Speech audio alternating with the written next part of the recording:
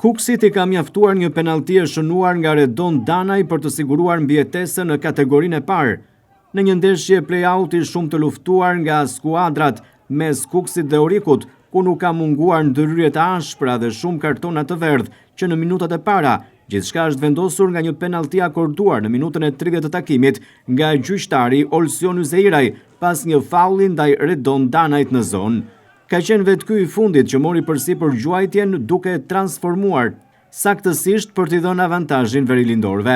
Më pas skuadra e drejtuar nga Tafa i luajti e kujdesshme deri në fund të ndeshjes, duke mbajtur larg portës së vet Orikun për të siguruar qëndrimin në kategorinë e parë edhe sezonin e ardhshëm. Vlen të theksohet se Oriku provoi deri në fund, por nuk gjeti dot rjetën në aren e demave. Një rast që do t'i ishte vendimtar u regjistrua në minutën e 92.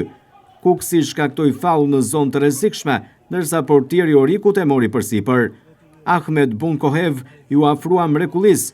Gjuajtja e tij kërkoi reagimin e portierit Samuel nga Kuksi, 19 vjeçari bëri gjithçka mirë duke larguar rrezikun. Në fund festa i takon verilindorëve, ndërsa Oriku do të vazhdojë në kategorinë e dytë.